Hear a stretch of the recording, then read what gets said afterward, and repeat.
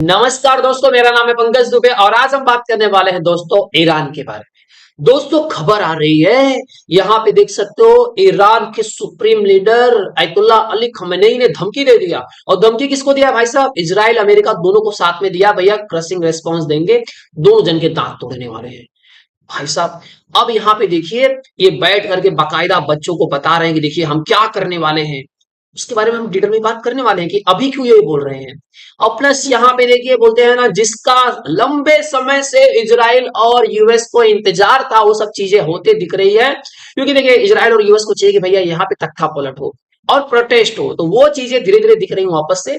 जो एक समय पहले आपने देखा होगा भयंकर प्रोटेस्ट हुआ था हिजाब को लेकर के, उसी हिजाब को लेकर के वापस से प्रोटेस्ट शुरू हो गया है। एक महिला को देखिए, यहाँ पे इन्होंने अपने कपड़े निकाल दिए और ये जो सीन दिखाया जाए दोस्तों, ईरान की यूनिवर्सिटी के कैंपस में ये बैठ गई हैं और बोलती है भैया हमको हिजाब नहीं पहनना है। अयतुल्ला अली खमेनी को बोल दो खुद पहन ले, हमको नहीं पहनना है। तो इससे अब इसमें बोला जा रहा है कि देखिए ये जो लड़की है ना, ये मेंटल डिसऑर्डर हो गया है, दिमाग से पागल हो गई, ऐसी हो गई, इसलिए सब पहन करके करिए। तो इसमें मैं आपको आगे चल के आपको वीडियो दिखाऊंगा जिसमें आप देख करके बोलोगे नहीं भैया इसको कुछ भी नहीं हुआ है, ये बराबर है। तो यहाँ पे साथ ही साथ में देख रहे हो दोस्तों कि अमेरिका ने भी, बोलते हैं ना, धमकी दे दी है ईरान को और बोला कि देखिए अगर आप इस बार अटैक करोगे तो हम नेतन्याहू चचा को नहीं रोक पाएंगे। उसके बाद क्या होगा वो आप देख ही सकते हो। न्यूक्लियर फैसिलिटीज उड़ा सकते हैं, आपके ऑयल प्रोडक्शन फैसिलिटीज उड़ा सकते हैं, ये सब तो हो सकता है। प्लस यहाँ पे बोलते हैं ना, अमेरिका ने क्या किया, B-52 बॉम्बर यहाँ पे डिप्लॉय कर दिया है मिडिल ईस्ट में। उसके पहले आपने देखा होगा दोस्तों कि अमेरिका ने थर्ड एयर डिफेंस सिस्टम भी यहाँ पे तैनात कर दिया था दोस्तों। तो अब इनके पास तो ऑलरेडी, बोलते हैं ना, इजराइल के पास आयरन डोम है, एरो 2 एरो 3 भी है, डेविड स्लिंग है, काफी, बोलते हैं ना, एयर डिफेंस सिस्टम है। लेकिन ये सब जो चीजें चल रही हैं, इससे अमेरिका को पता है कि अगर ईरान गलती से कहीं अटैक अटैक कर दे तो इजराइल को बचाने के लिए सब व्यवस्था उसका कर देते हैं। तो चलिए जरा डिटेल में समझते हैं कि अयतुल्ला अली खमेनी चचा आज अचानक से स्टूडेंट के सामने ये सब बातें क्यों करने लगे।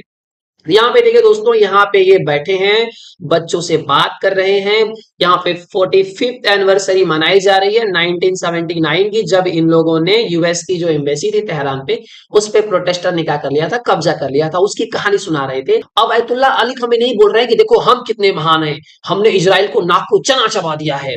क्या कर पाया हमास में गाजा का, या लेबनान में हिजबुल्ला का, या यमन में हुती से, कुछ नहीं कर पाए ये लोग। देखो तीनों लोग मार रहे हैं इजराइल को।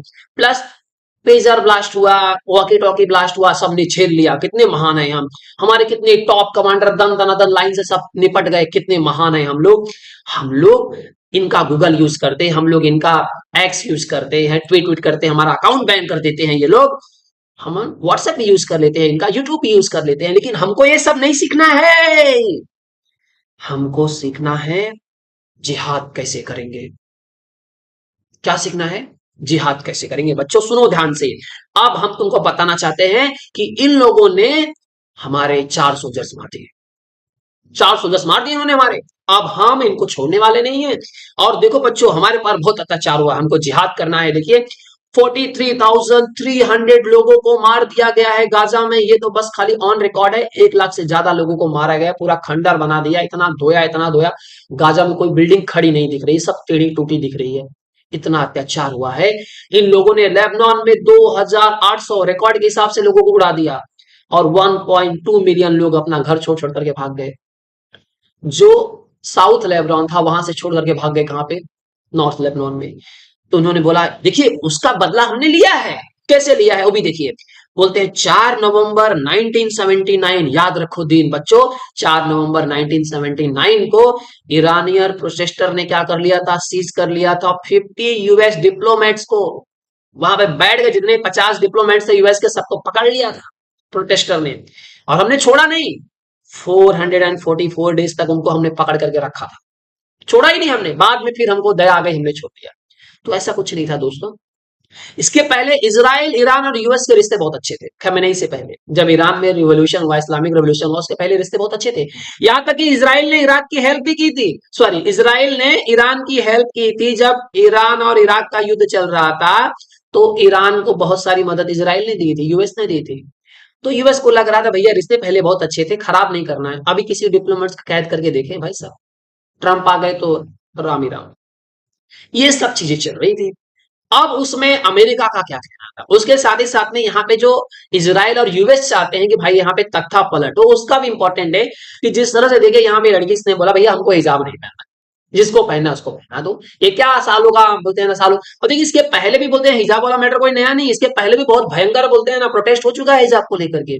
तो अब शुरुआत दिख रही है कि भाई साहब ये वापस से हो सकता है। इसमें देखिए जो लड़की चल रही है किसी एंगल से लग रहा है कि भाई साहब ये पागल हो गए, ये बराबर तो पहनना है भी, हमको नहीं पहनना है। तो यहाँ पे देखिए कैंपस में सब बैठ करके बोलते हैं ना, देख रहे हैं भाई साहब।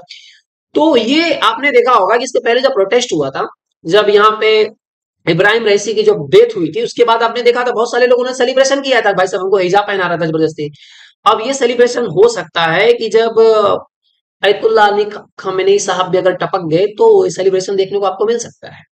अब यहाँ पे क्या हुआ है, खमेनेई के जो सलाहकार हैं उन्होंने बोला कि हम अपने न्यूक्लियर डॉक्ट्रिन को बदलाव करने वाले हैं।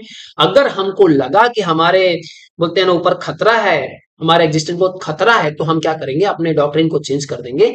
कहने का मतलब ये न्यूक्लियर वेपन्स की बात कर रहे हैं दोस्तों। इनका नाम क्या है, कमल खराजी। इन्होंने बोला कि हम क्या कर सकते हैं, न्यूक्लियर वेपन्स यूज कर सकते हैं। तो सवाल आता है कि जो ये न्यूक्लियर वेपन्स की जो बोलते हैं ना धमकी, इंसान दो ही बार देता है, या तो वो डरा होता है या तो उसके पास में होता है। तभी बीच में खबर आई थी कि रसिया ईरान की मदद कर रहा है न्यूक्लियर वेपन्स में। तो अभी हालांकि बोलते हैं कि क्लियर नहीं है कि इनके पास है या नहीं है, वो तो देखा जाएगा दोस्तों। ये सब चीजें चल रही थी, तो अब अमेरिका ने उनको धमकी दे दी ये भाई अब गलती से इजराइल के ऊपर मत कर देना कुछ हमला उमला। अगर तुम कर दोगे तो इजराइल को अब हम रोक नहीं पाएंगे।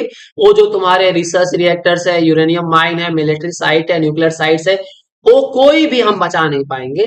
इजराइल को तो एक बार रोक लिए हैं, दोबारा नहीं रोक पाएंगे। और इस बार वो एक मत सोचना कि खाली न्यूक्लियर फैसिलिटीज पे अटैक करेगा। वो न्यूक्लियर फैसिलिटीज और तुम्हारी ऑयल प्रोडक्शन फैसिलिटीज है, सब दोनों को तबाह करेगा। और बोलते हैं ना पूरे वर्ल्ड इस प्रेशर को ढूंढ फेस करेगा, क्योंकि ऑयल के प्राइस एकदम बोलते हैं ना रॉकेट की तरह ऊपर जाएंगे दोस्तों। तो यहाँ पे सीधा रेस्पॉन्स था अमेरिका की, भैया गलती से भी इनके ऊपर अटैक मत कर देना, उसके लिए हम रेडी हैं। अमेरिका ने क्या किया, एडिशनल मिलिट्री मेजर्स यहाँ पे देख लिए, डिप्लॉय क्या करके रख दिया, destroyer for missile defence system, fighter squadron, refuelling aircraft, long range B-52 bomber, third ward सब लगा करके रख दिया कि अगर गलती से इन्होंने कुछ कर दिया तो भाई बचाना भी तो है ना इसराइल को।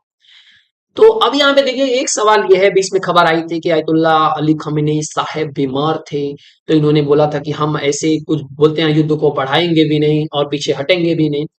तो इसमें खबर ये आ रही है कि शायद ये अटैक कर सकते हैं। हालांकि बोलते हैं ना चांसेस 90% ये है कि ये अटैक नहीं करेंगे, लेकिन 10% अगर इनका दिमाग घूम गया, जिहाद वाला दिमाग में आ गया, बैठ गया, तो अटैक कर सकते हैं। और ये अटैक कर दिए दोस्तों ना, तो यूक्रेन रसिया को सब भूल जाएंगे और सबकी नजर कहां पे जाएगी, खाली इजराइल और ईरान में। क्योंकि इजराइल तब छोड़ने वाला नहीं है। 1 लाख गाजा में उड़ाया, 40-50 हजार बोलते हैं ना, 2800 को देखते हैं तो 20-30 हजार पकड़ करके चलो आप, लेबनान में धोया है। हुतीस को तो बोलते हैं ना अमेरिका अलग से धो रहा है। लेकिन इजराइल और ईरान का जब चालू हो जाएगा कॉन्फ्लिक्ट ना, तो उसमें सिर्फ लाशें बिछेंगी, लाशें, और कुछ दिखने वाला नहीं। तो आई होप सो दोस्तों को ये पूरा आर्टिकल आपको पसंद आया होगा। दोस्तों अगर वीडियो पसंद आया हो तो वीडियो को लाइक करके हमारे चैनल को सब्सक्राइब कर लीजिएगा। And thank you so much for watching this video.